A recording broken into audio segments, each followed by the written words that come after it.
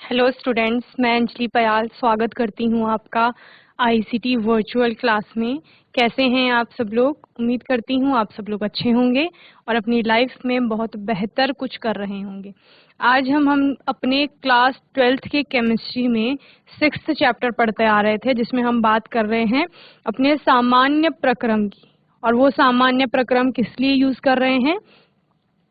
जो हमने कहा था कि हमें मिनरल्स प्राप्त हुए हैं। मिनरल्स क्या थे? आपके ऐसे खनिज थे, ठीक है, खनिजों को ही मिनरल्स कहा जाता है, जो कि आपके तत्व, जो कि अधातु धातु कुछ भी हो सकते हैं, जब वो भूपर्पटी पर यानी कि आपकी अर्थ की जो बाहर वाली लेयर होती है, क्रस्ट वाली, उस पर किसी भी फॉर्म में पाए जा रहे थे, ठीक है। वो क्या हुआ था? सुपरनोवा एक्सप्लोजन हुआ था, उसके बाद सारे धातु या अधातु में बिखर गई थी सरफेस पे, धीरे धीरे उनके ऊपर लेयर चढ़ती गई और उसके बाद आपने क्या बोला कि अभी जिस धरती की सतह पर हम खड़े हैं उससे कुछ 100 फीट की गहराई पर इन तत्वों का पाया जाना ही क्या है? खनिज है। फिर हमने क्या कहा कि उन खनिज को देखिए, उनमें कुछ तो भिन्नता होगी, सारे एक समान तो नहीं हो सकते हैं। तो आपने देखा कि कुछ कुछ खनिज ऐसे थे जिनमें धातुओं की मात्रा ज्यादा थी, धातु यानी मेटल, ठीक है, उनमें धातुओं की मात्रा ज्यादा थी। और फिर उस ज्यादा मात्रा से आपने क्या कहा कि हम आसानी से अपनी धातुओं का निष्कर्षण कर सकते हैं या उनको एक्सट्रैक्ट कर सकते हैं, कि मतलब अलग कर सकते हैं। और आसानी से का साथ साथ हमने क्या बोला? कम खर्चे में, कि उसमें खर्चा भी कम लगे। तो ऐसे सभी खनिजों को हमने क्या कहा? अयस्क कहा, यानी कि ओर। अभी हमने क्या देखा? हमें खनिज प्राप्त हुए यानी मिनरल, मिनरल में हमने अयस्क छांट लिए जो कि ओर थे। फिर हमने कहा कि इन अयस्कों का क्या किया जाएगा? इनमें कुछ न कुछ अशुद्धि पाई जाएगी और उस अशुद्धि को क्या नाम दिया गया? गैंग पार्टिकल्स नाम दिया गया। फिर हमने कहा कि इस गैंग पार्टिकल्स को हमें क्या करना है? अलग करना है। किससे? अयस्क से। अयस्क से गैंग पार्टिकल को अलग करने के लिए सांद्रण किया गया उनका, और सांद्रण अलग अलग विधियों के द्वारा हुआ, ठीक है। तो इन अलग अलग विधियों के द्वारा हमने अयस्क को सांद्रित कर लिया था। फिर हमने क्या कहा? अयस्क अलग अलग रूपों में हो सकती है, ऑक्साइड के रूप में, कार्बोनेट के रूप में, सल्फाइड के रूप में। तो हमने क्या कहा कि जो ऑक्साइड के रूप में है उसको हम इजीली वहां से धातु का निष्कर्षण कर सकते हैं, ऑक्साइड का रिडक्शन इजीली हो जाता है। इसीलिए जो सल्फाइड और कार्बोनेट का अयस्क थे उनको भी ऑक्साइड में क्या किया गया? कन्वर्ट किया गया। ओके, तो इतना आप लोगों ने यहाँ पर पढ़ लिया था, रिडक्शन पढ़ लिया था आपने। होपफुली इतना आपने अच्छे से रिवाइज किया होगा। कोई डाउट क्वेश्चन होगा तो सेशन में पूछ लेंगे आप लोग, ठीक है। आइए चलते हैं स्मार्ट बोर्ड की तरफ और कुछ आज नया पढ़ेंगे आज। तो बच्चों, general principles and processes of isolation of elements, इनकी बात हो रही है। तत्वों का निष्कर्षण हो रहा है अलग अलग प्रक्रमों के द्वारा, अलग अलग सिद्धांतों के द्वारा, ठीक है।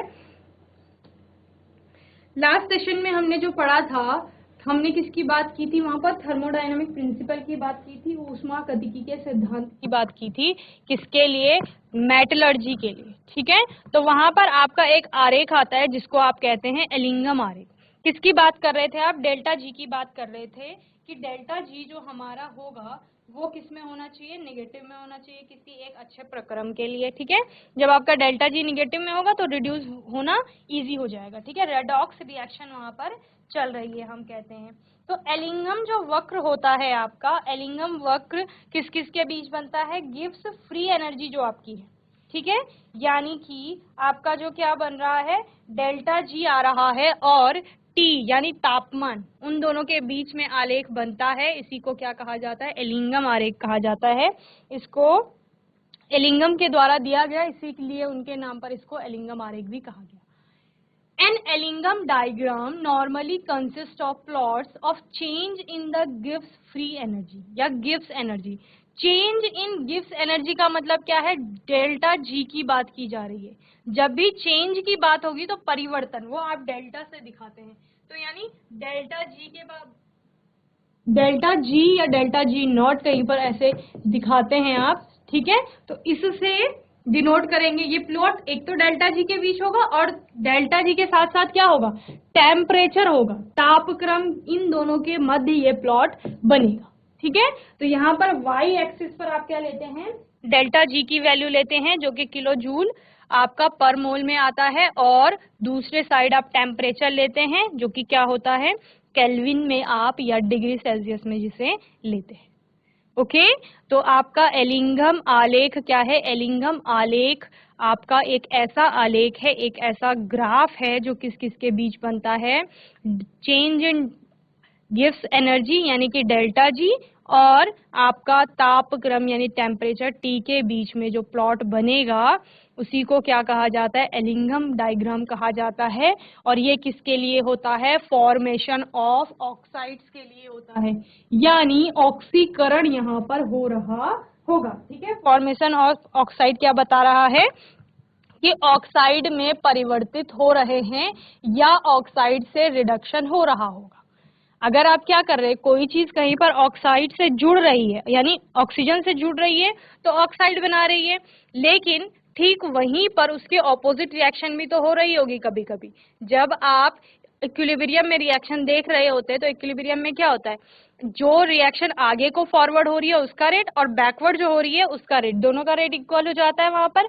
तो यानी जब ऑक्सीजन के साथ जुड़ करके ऑक्साइड बना रहा है तो ऑक्साइड से अगर हम ऑक्सीजन पार्ट को अलग करेंगे तो उस केस में रिडक्शन भी तो होगा। ठीक है, तो फॉर्मेशन ऑफ ऑक्साइड की बात कर रहे हैं कि ऑक्साइड के को बनाने के लिए आपका क्या होता है? एलिंगम डायग्राम बनता है, और जहां पर डेल्टा जी और टेम्परेचर टी के बीच में आपका क्या बनता है? डायग्राम बनता है। और क्या होता है यहाँ पर? हम कंपाउंड की थर्मोडायनामिक स्टेबिलिटी की बात करते हैं। थर्मोडायनामिक स्टेबिलिटी क्या कहती है?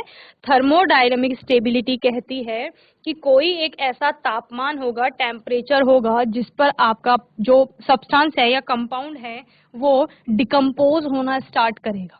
ठीक है, मेल्ट नहीं हो रहा, वो पिघल नहीं रहा है, बल्कि डिकम्पोज हो रहा है। डिकम्पोज का मतलब क्या है? वहां पर केमिकल रिएक्शन होनी स्टार्ट हो रही है।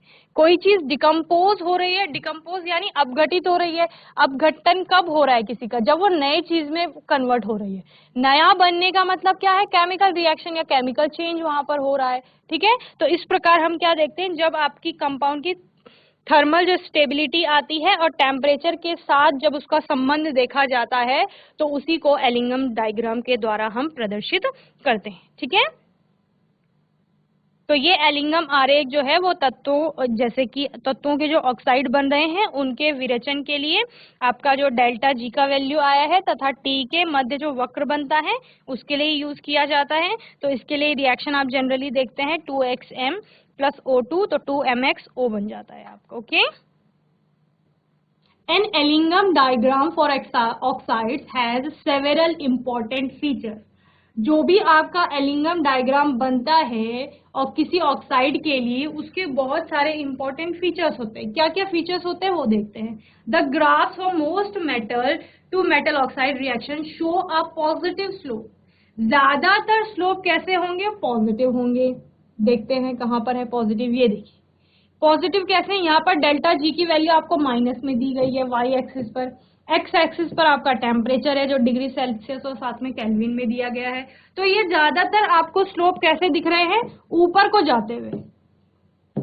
जब ग्राफ इस तरह का बनता है कि ऊपर को जाता है एक साइड से तो धीरे धीरे यानी मान बढ़ रहा है, तो धीरे धीरे मान के बढ़ने का मतलब धनात्मक में आपका मान आएगा। तो ज्यादातर स्लोप आपके कैसी धनात्मक वैल्यू देंगे। ठीक है, सिर्फ किसी किसी केस में या बहुत कम केसेस ऐसे आते हैं जब आपका निगेटिव में वैल्यू आती है जहां पर स्लोप आपका क्या जाएगा? नीचे को जाएगा। तो ये आपका लगभग एक ही केस यहाँ पर जैसे दिख रहा है, ये कार्बन वाला, कार्बन मोनोऑक्साइड जहां पर बन रही है। ठीक है, तो ये वाला केस आपको देखने को मिलता है।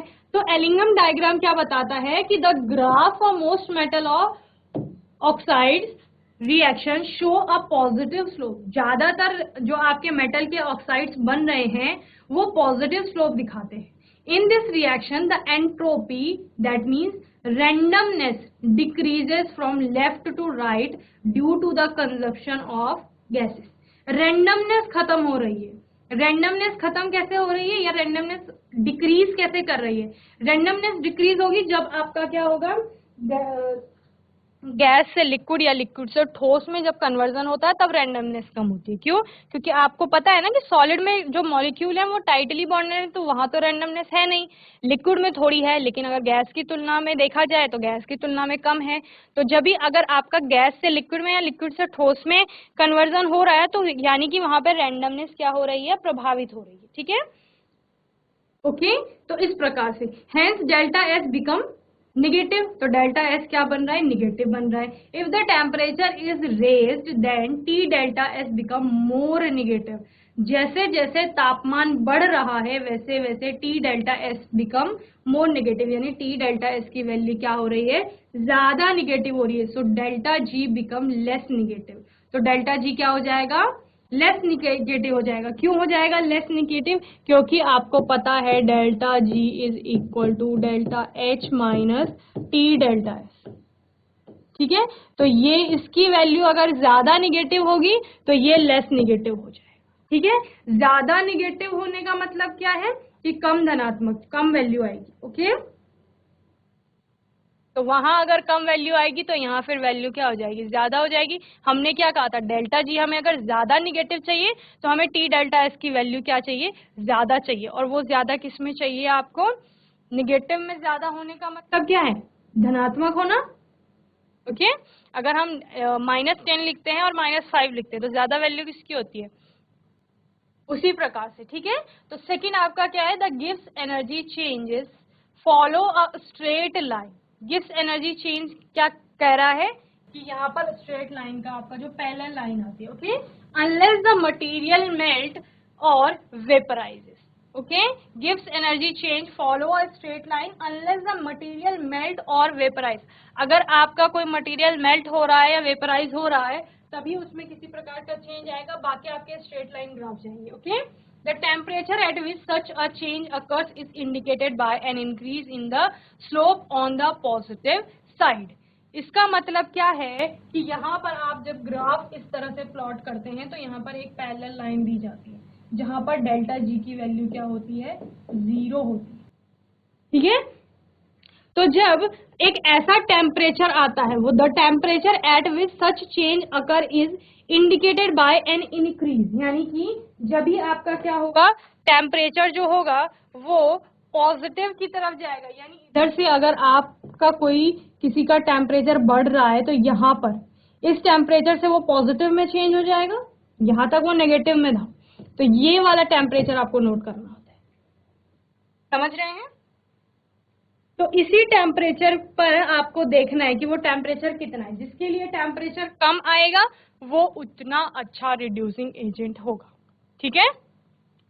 और जिसके लिए टेम्परेचर ज्यादा आएगा, यानी हो सकता है कोई और आपका इतना दूर जाके फिर उसने पॉजिटिव यहाँ से वो कन्वर्ट हुआ है, तो फिर यहाँ पर ये टेम्परेचर अब ज्यादा हो गया, यहाँ कहीं आ रहा है, ये टेम्परेचर यहाँ है, ये T1 हो गया, ये T2 हो गया, ठीक है। ये कोई X कंपाउंड था, ये कोई Y है, तो यानी Y की अपेक्षा X का क्या हो रहा है, X जल्दी आपका क्या दे रहा है, निगेटिव में वैल्यू दे रहा है, ओके। तो इसीलिए आप क्या कहेंगे, X वाला एक अच्छा रिड्यूसिंग एजेंट होगा as compare to Y, okay. दूसरा आप यहाँ पर क्या देखते हैं, एक नॉर्मल चीज यहाँ पर बताई जाती है कि जब आप ग्राफ को रीड करते हैं या पढ़ते हैं, ग्राफ में वैल्यू देखते हैं तो वहां पर क्या होता है कि जो ग्राफ में नीचे आता है वो उतना ही अच्छा रिड्यूसिंग एजेंट होता है, यानी जिसके लिए टेम्परेचर की वैल्यू जितनी कम आएगी वो उतना अच्छा रिड्यूसिंग एजेंट होगा, ओके। जल्दी से नोट करेंगे फिर हम आगे पढ़ेंगे। तो बच्चों इस प्रकार से एलिंगम डायग्राम आपको समझ में आ रहा होगा कि हम क्या बता रहे हैं। हम बता रहे हैं कि कौन सा एक अच्छा रिड्यूसिंग एजेंट हो सकता है या कि कौन जल्दी रिड्यूस हो जाएगा आपका, ठीक है। तो ये आपको ग्राफ यहाँ पर दिख रहा है, तो जैसे कार्बन का आप देख रहे हैं तो कार्बन मोनोऑक्साइड, ऑक्साइड में ही कन्वर्जन हो रहा है, कार्बन मोनोऑक्साइड बन रही है, लेकिन आप जब नेगेटिव वैल्यू की बात करते हैं तो यहाँ इतना, यहाँ कहीं इसका टेम्परेचर में चेंज आपको दिख रहा होगा, या सबसे पहले ये वैल्यू देता है उसकी, और फिर इस प्रकार से आपका ग्राफ बन रहा है। तो आप क्या कहेंगे, ये एलिंगम डायग्राफ आपको रिडक्शन के बारे में समझाता है, ओके।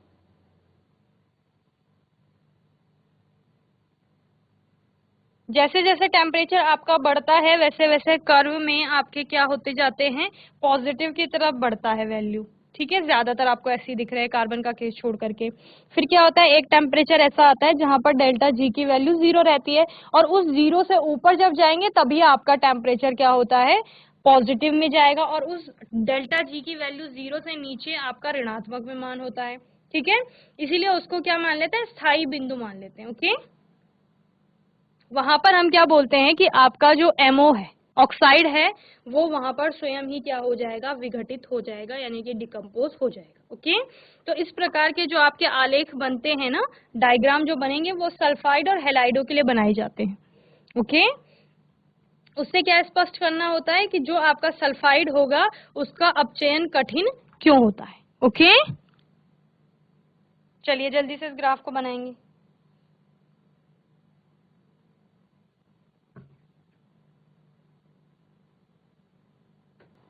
तो यहाँ डेल्टा जी की वैल्यू आपकी 0 होगी कहीं, ठीक है। तो इसके आसपास जो यानी जल्दी आपके क्या हो जाएंगे, डिकम्पोज हो सकते हैं, तो उनको, जैसे आप यहाँ पर सिल्वर का देखते हैं, तो सिल्वर का आपका क्या होता है, उसके लिए टी की वैल्यू कम आती है, यहाँ वो जल्दी से आपका इस तरह से डिकम्पोज हो जाता है। सिल्वर का ऑक्साइड देखते हैं आप, ठीक है।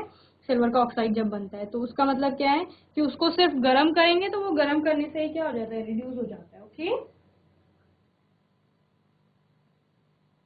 when the temperature is raised, a point will be reached where the graph crosses the line delta G is 0. Below this temperature, the free energy of formation of the oxide is negative. हमें पता है 0 से नीचे जहां पर delta G की value 0 है, उससे नीचे जितना भी होगा वो तो नेगेटिव में ही आएगा, वो वैल्यू आपका ऑब्वियस पता है आपको। So the oxide is stable, तो उस कंडीशन में आपका ऑक्साइड क्या रहेगा, स्टेबल रहेगा, जब आपका डेल्टा G की वैल्यू कैसी आ रही है, निगेटिव आ रही है। Above this temperature, the free energy of formation of the oxide is positive. क्या कह रहे हैं, उस टेम्परेचर के जहां से आपकी डेल्टा जी की वैल्यू 0 है, उससे ऊपर जब जाता है तो वहां पर डेल्टा जी की वैल्यू क्या हो जाती है, पॉजिटिव हो जाती है। तो अबव दिस टेम्परेचर, उस टेम्परेचर से ऊपर जब आप टेम्परेचर देंगे तो आपका ऑक्साइड क्या हो जाएगा, अनस्टेबल हो जाएगा। समझ रहे हैं, क्या समझ रहे हैं कि अगर किसी के लिए यहाँ पर, जब हमने सिल्वर के लिए कहा कि इस टेम्परेचर पर, अगर इस टेम्परेचर पर क्या हो रहा है आपका, ये यहाँ पर हमें एक टेम्परेचर मिल रहा है जहां पर डेल्टा जी की वैल्यू क्या हो रही है, 0 हो रही है, ये डेल्टा जी की वैल्यू 0 है, लेकिन डेल्टा जी का मान जैसे जैसे बढ़ेगा, पॉजिटिव में बढ़ेगा, तो इधर टेम्परेचर भी तो रेज हो रहा है, तो जैसे जैसे टेम्परेचर बढ़ेगा उसके बढ़ने से जो आपका ऑक्साइड होगा वो कैसा होता जाएगा, अनस्टेबल होता जाएगा, and will decompose into the metal and dioxygen. और उसके बाद आपका क्या हो जाएगा, वो डिकम्पोज हो जाएगा किसमें, मेटल में और आपके डाई ऑक्सीजन में, ठीक है। Any metal will reduce an oxide of another metal that lies above it in an Ellingham diagram. Okay? कोई भी धातु अपने से ऊपर वाली धातु को क्या कर देती है, रिड्यूस कर देती है। ओके, यह आपको कौन बताता है, एलिंगम डायग्राम बताता है। Aluminium reduces FeO, CrO and NiO in termite reaction, but Al will not reduce MgO at a temperature below 1500 degree Celsius. ठीक है, चलिए देखते हैं।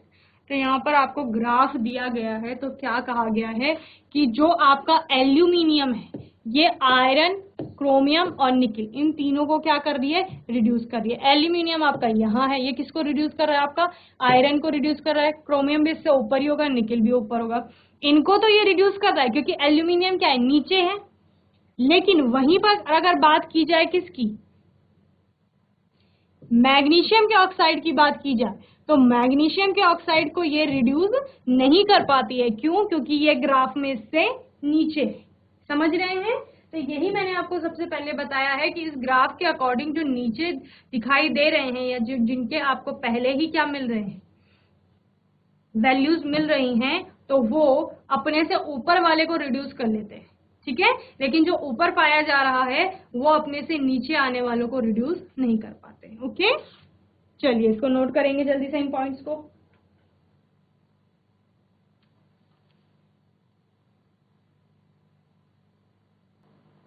चलिए आगे बात करते हैं लिमिटेशंस की। तो लिमिटेशन क्या क्या है, ये ग्राफ जो आपका बनता है, the reactants and products are in equilibrium, किसके लिए बनता है, जहां पर ज्यादातर क्या होते हैं, आपके इक्विलिब्रियम में होते हैं दोनों, और which is not often true, जो कि ज्यादातर टाइम क्या नहीं होता, सही नहीं होता, ठीक है। It does not explain about the rate of the reaction, ये कहीं पर भी आपको रिएक्शन के रेट के बारे में नहीं बताता है।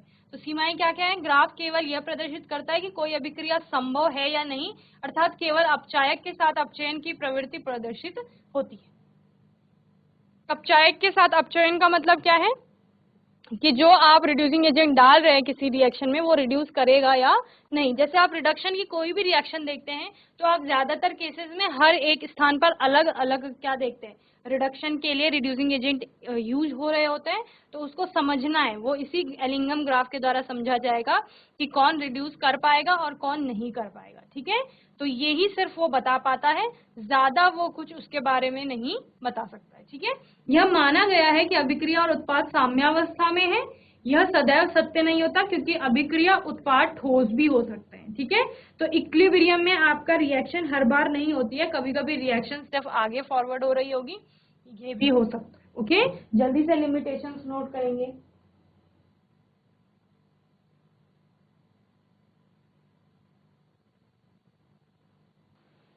चलिए नेक्स्ट बात कर रहे हैं reduction of iron oxide in blast furnace, यानी वात्या भट्टी में जो आपका निष्कर्षण होता है उसकी बात करते हैं। और वात्या भट्टी आपकी कैसी होती है एक बार वो बना लेते हैं। ठीक है, तो इस तरह से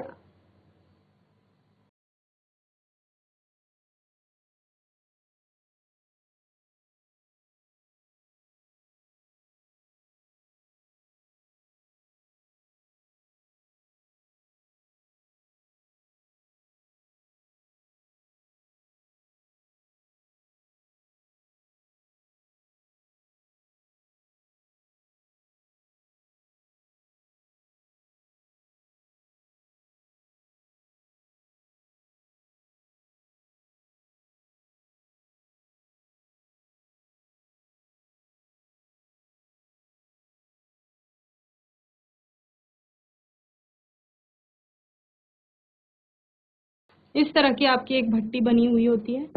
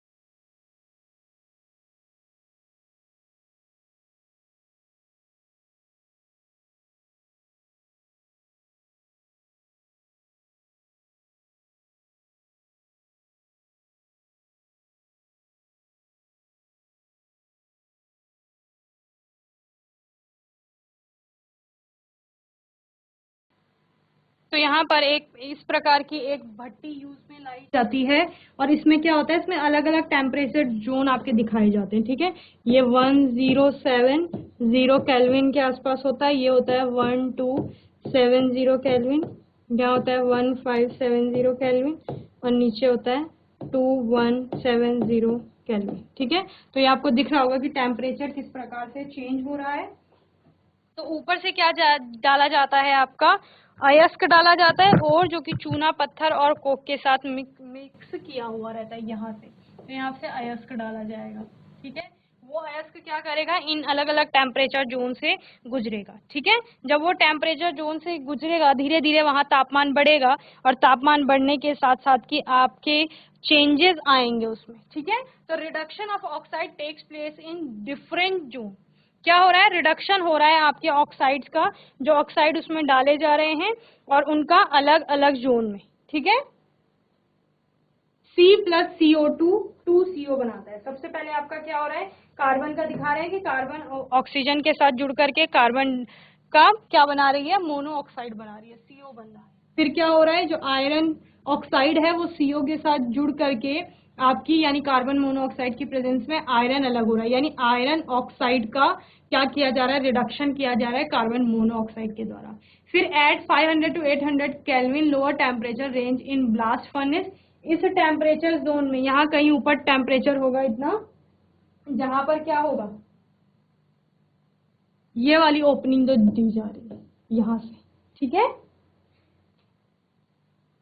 एक ओपनिंग यहाँ से दी गई है और एक ओपनिंग यहाँ से दी गई है, ठीक है। यहाँ दोनों से आपका क्या होता है, एक तरफ से ऑक्सीजन तथा वायु का तेज प्रेशर वहां पर बनाया जाता है और यहाँ से आपका क्या निकल रही होती है, CO और CO2 निकल रही होती है, ठीक है। तो जब सांद्रण हो गया उसके पश्चात क्या किया जा रहा है, जो आयरन के ऑक्साइड हैं उनके जो अयस्क बने हैं Fe2O और Fe3O4 उसके मिश्रण से जल को हटाना होता है, ठीक है। तो कार्बोनेटों का अपघटन करने तथा सल्फाइड जो आपके होते हैं उनको ऑक्सीकृत करने के लिए उनका क्या किया जाता है, कैल्सिनेशन और रोस्टिंग की जाती है। ये हम पढ़ते हैं, क्यों, क्योंकि आपको कार्बोनेट को कैल्सिनेशन के द्वारा कहाँ करना है, आपके ऑक्साइड में परिवर्तित करना है, वहीं जो आपके सल्फाइड है उनको भी क्या करना है, कन्वर्ट करना है आपका ऑक्साइड में, ठीक है। तो इसके लिए इन्हें चूना पत्थर और कोक में मिलाकर, किसमें मिला दिया जाता है, चूना पत्थर में मिला दिया गया और कोक में मिला दिया गया, क्योंकि कोक जो हमने सबसे पहले लिखा है कार्बन प्लस CO2, तो वो क्या करेगा, आपका कोक रिड्यूस करने का काम करेगा, ठीक है। तो वो डाल दिया गया और दोनों को मिला करके कहाँ डाल दिया गया, वात्या भट्टी में, यानी इस ब्लास्ट फर्नेस में जो ऊपर से हमने दिखाया गया है वहां से अयस्क को डाल दिया गया, ठीक है। यहाँ ऑक्साइड धातु में क्या हो जाती है, रिड्यूस होने लगती है। जो आपकी ब्लास्ट फर्नेस है उसमें जो आयरन का ऑक्साइड है उसका जो रिड्यूस होना यानी उसका जो रिडक्शन हो रहा है वो अलग अलग टेम्परेचर में हो रहा है, ठीक है। और भट्टी में जो हवा डाली जाती है वो कहाँ से डाली जा रही है, जो हमने नीचे से दो एंड दिखाए हैं ना, एरो दिखाए हैं जो ऊपर को जा रहे हैं, वो क्या दिखा रहे हैं कि वहां से गर्म हवा डाली जा रही है और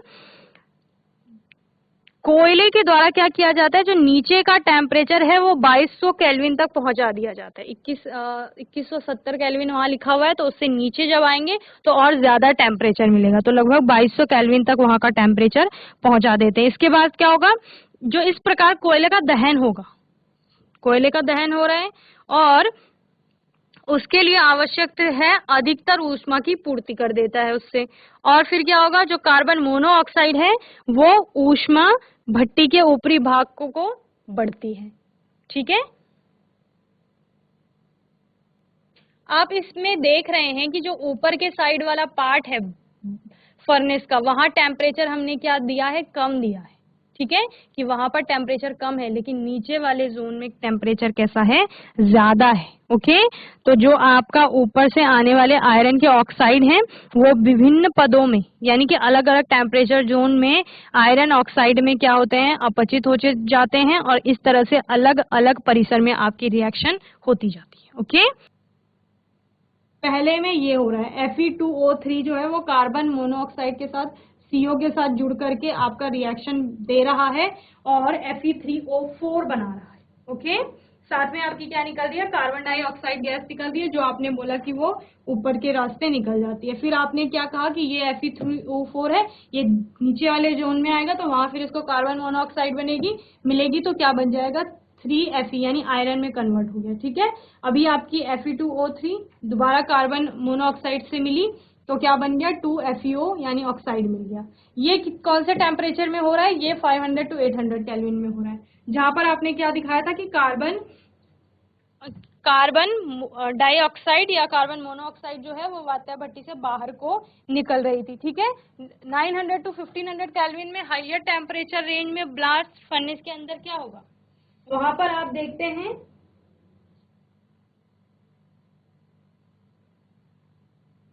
कि आपकी रिएक्शन किस प्रकार जाती है, कि जो आपका Fe2O3 है वो फिर से कार्बन मोनोऑक्साइड से जुड़ करके 2Fe3O4 बनाता है और फिर सेकंड में 900 to 1500 केल्विन में आपका जो कार्बन है वो CO2 से जुड़ करके कार्बन मोनोऑक्साइड बना देता है, ठीक है। और FeO जो है आपका वो CO से मिलकर के, कार्बन मोनोऑक्साइड से मिलकर के आयरन आपकी अलग कर देता है, ठीक है। यहाँ पर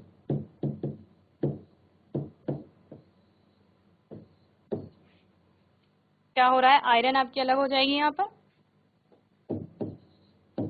प्लस CO2 अलग हो जाएगी, ठीक है।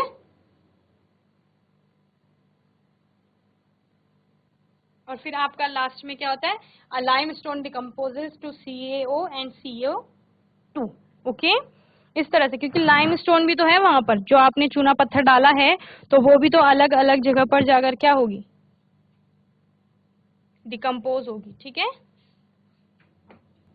CaCO3 आपने डाला, वो किस में कन्वर्ट हुआ, CaO प्लस CO2 में कन्वर्ट हो गया, ठीक है। तो CaO आपको प्राप्त हो गया है।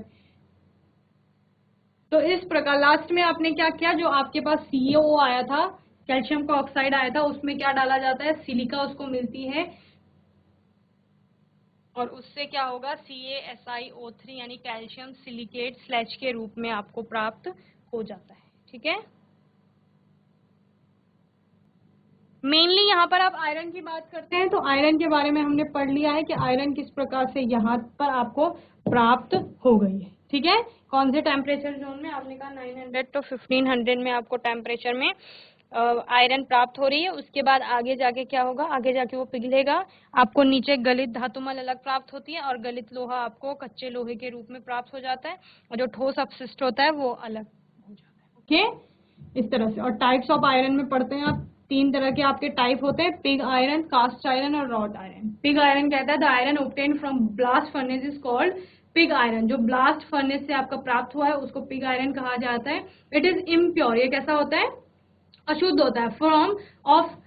Form of iron contains 4% carbon. ये किस प्रकार की फॉर्म है, जिसमें 4% कार्बन है, small amount of sulphur, phosphorus, silicon and MN. It can be casted into variety of shapes. इसको क्या किया जाता है, किसी भी शेप में आप ढाल सकते हैं। कास्ट आयरन है, it is made by melting pig iron with scrap iron and Coke using hot air blast. It contains about 3% of carbon content. It is extremely hard and brittle. तो ये बहुत ज्यादा कैसा होता है, हार्ड होता है यानी कठोर, तो इससे आप इजीली कोई भी शेप नहीं बना पाएंगे।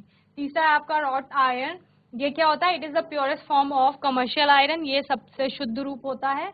It is also called malleable iron, यानी आपका आघातवर्ध आयरन है। It is prepared by oxidative refining of pig iron, इसी से ये भी बनता है।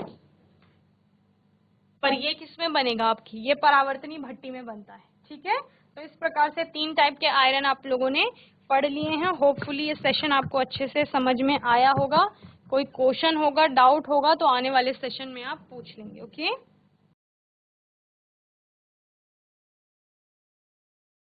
तो बच्चों, इस सेशन में हमने वात्या भट्टी की बात की और एलिंगम डायग्राम को अच्छे से समझा। अगर आपका कोई क्वेश्चन होगा, डाउट होगा तो आने वाले सेशन में हम दोबारा इसको पढ़ लेंगे, ओके। तब तक के लिए ICT वर्चुअल क्लास से जुड़ने के लिए धन्यवाद।